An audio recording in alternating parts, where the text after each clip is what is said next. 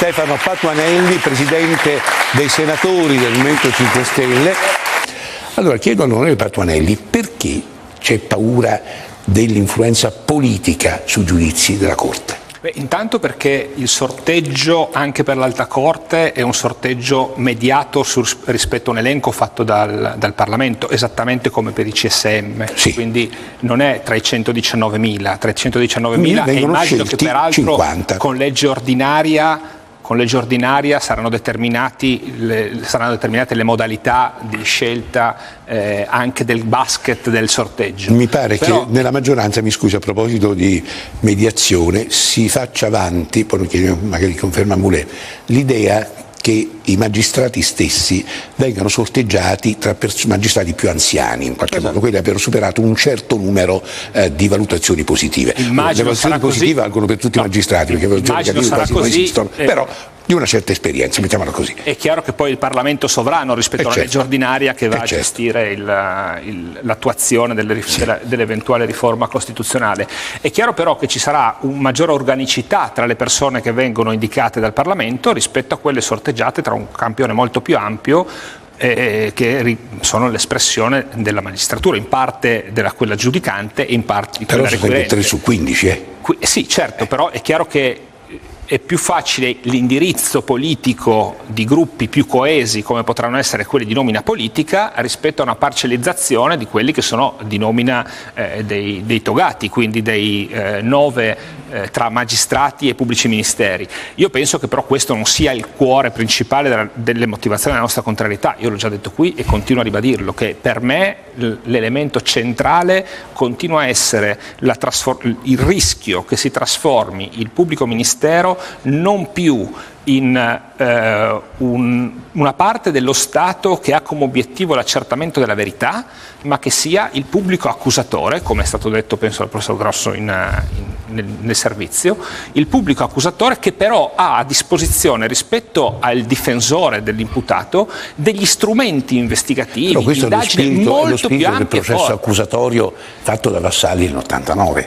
È un principio che però si disse allora, insomma, no, da un lato l'accusatore, dall'altro la difesa e in mezzo il giudice. Nel momento in cui però la formazione, il percorso di studi, la carriera del PM coincide con quella del giudice e la forma mentis che determina l'atteggiamento del PM nel processo, tanto che già oggi tantissimi casi di indagine si risolvono con una richiesta di archiviazione da parte del PM, cosa che dopo sarà molto più complicata e questo rischia peraltro di far sì che chi può permettersi grandi studi legali, grandi avvocati con competenze e capacità e obiettivamente elevate avrà una maggiore possibilità di farsi difendere bene nel processo, mentre chi avrà il giudice assegnato magari d'ufficio perché non può permettersi un avvocato magari potrà avere maggiore difficoltà.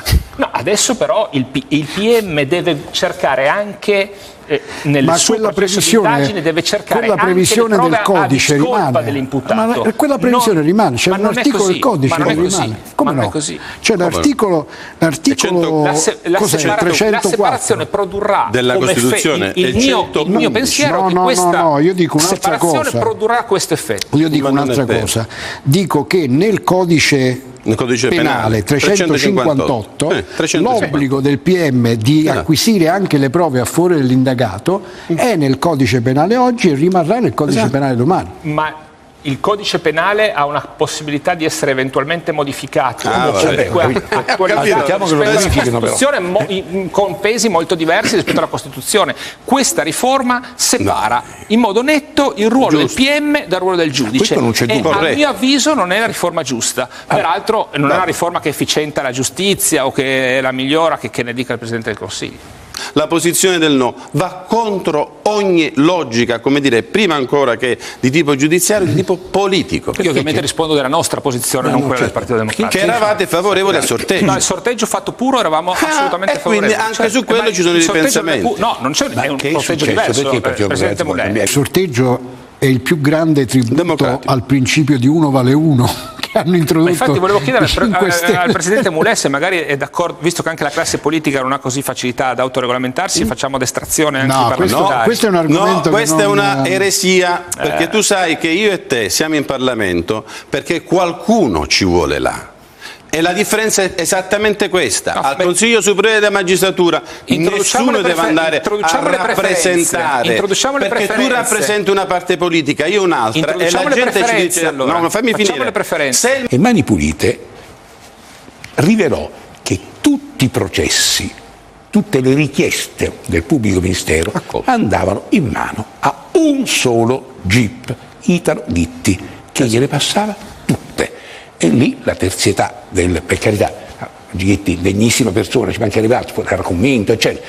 Ma ragazzi, ne avesse fatta cascare una, ma tutte le richieste arresto, tutte quante eccetera. Ma non è che adesso è molto diverso, guarda. Allora capisci che forse qualche dal rinvio a giudizio a una sentenza definitiva non è che interviene un giudice solo, però intervengono 18 no, poi dopo, ma il problema sta nella fase preliminare. Io chiedo di arrestare una persona, io pubblico ministero, a chi vado? Al giudice. E il GIP me la arresta. Detto che come se me la arresta 1, 2, 20, 30 volte, allora sì. Il 99% delle richieste legate a intercettazione, a perquisizione sono tutte accolte, 99,4%. Tranne quelle che riguardano i parlamentari, che sono tutte invece bocciate. Quelle, grazie a Dio, sono soggette all'articolo 68. Meno male. Che però andrebbe attuato in modo coerente. Il Parlamento tutta un'altra storia, ne parliamo magari un'altra volta.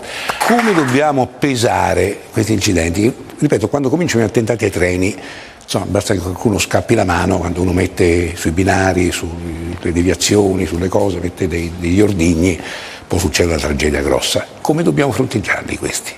Beh, con il massimo rigore possibile, intanto con una condanna che non può che essere unanime. Sono forse dei terroristi, sicuramente degli idioti che fanno il male del paese in un momento come quello delle Olimpiadi, ma in generale anche in qualsiasi altro momento sarebbe così, una violenza che va condannata senza se e senza ma. E questi che si infiltrano continuamente nei cortei? In qualche modo bisogna cercare di proteggersi da queste infiltrazioni, anche per proteggere chi manifesta pacificamente in modo lecito. Però io su non ci sono testimoni su queste cose, cioè nessuno ha visto niente. Dottor Vespa, però io voglio fare un Prego. piccolo ragionamento, perché c'è qualcosa che io non sopporto, che è l'ipocrisia. Periodo Covid ci furono delle manifestazioni di tutto quel mondo che si rivedeva nel gruppo Io Apro, i commercianti che contestavano le chiusure, e vi furono tante manifestazioni molto partecipate, legittime, di critica al governo. In quei contesti ci furono anche episodi non di atti terroristici o di bombe, ma sicuramente paragonabili a quello che è accaduto a Torino, probabilmente infiltrati molto simili a quelli di Torino, che vanno lì per fare soltanto. In quell'occasione però l'allora capo dell'opposizione, Giorgia Meloni, disse che quegli infiltrati facevano il gioco del governo, sottointendendo quasi che fosse il governo che era contento che accadessero dei casini, mi permetta la parola, all'interno della manifestazione. Oggi, che si trova dall'altra parte, accusa le opposizioni di essere quelle che mandano, e io credo che questo sia inaccettabile. Porta acqua al vostro mulino? Porta io penso che non sia così, io non credo che porti acqua al mulino di nessuno, porta solo male e veleno. Fino a 20 anni fa alcuni tra i maggiori dizionari italiani alla voce foibe scrivevano Dolina Carsica, cioè ignorando di Trieste. Ne sa qualche cosa, credo? Sì, decisamente, è una storia tragica, le foibe, ma l'esodo nel suo complesso, un territorio abbandonato dagli italiani che stavano lì, dovendo lasciare tutto quello che avevano, non potendosi portare dietro praticamente niente. Il magazzino 18 sta lì a testimoniare quante cose poi vennero recuperate, ed è lì ancora a ricordarci il dramma di chi ha dovuto abbandonare la propria terra, quella che era la propria casa. E che arrivando in Italia fu trattato malissimo, peraltro. Sicuramente dell'esodo ci sono tanti aspetti negativi. Credo che il primo sia l'abbandono della propria casa e della propria vita, e dopodiché con le difficoltà nell'inserirsi in altri luoghi del nostro paese, in aggiunta il dramma delle foibe, per troppo tempo negato o quantomeno nascosto e sottaciuto perché forse non se ne doveva parlare, e poi il dramma di quel territorio che ha perso il suo patrimonio di terra. Trieste, che è la mia città, ha pagato e patito questo dramma anche nello sviluppo successivo, perché il nostro io da bambino ho fatto gli scioperi per Trieste italiana, da bambino ho fatto gli scioperi per Trieste italiana, penso un po', quindi ancora non so perché avevano un senso.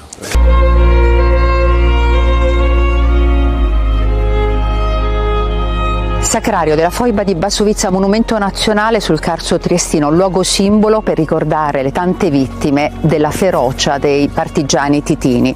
Tante le famiglie sterminate, 10-15.000 italiani colpiti semplicemente perché erano italiani. Sì, la vostra famiglia è stata sterminata. Quanti componenti sono stati colpiti? Ben 7, tra cui i miei nonni.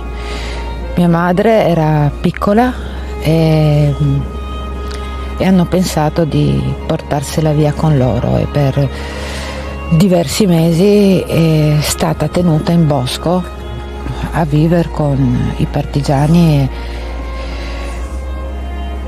subendo delle cose abbastanza pesanti.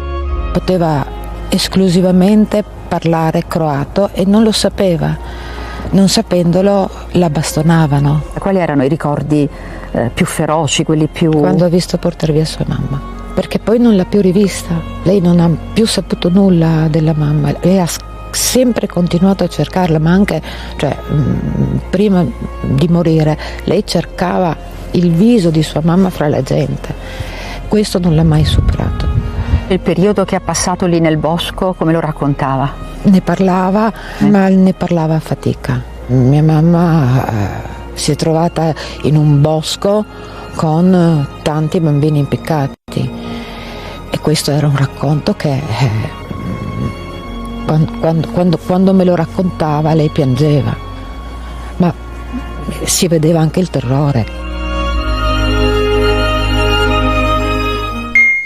Mentre andava in questo servizio, il senatore Patuanelli ricordava l'incontro tra la stretta di mano tra il presidente Mattarella e il presidente Borut Pahor, che è stato un momento di grande pathos ma anche di unione.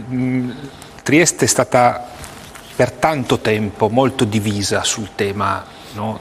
Sugli sviluppi dopo la seconda guerra mondiale. È indiscutibile che c'è stata una parte della città che aveva visto Tito come il liberatore, una parte non maggioritaria, e una parte che l'ha visto come l'occupante.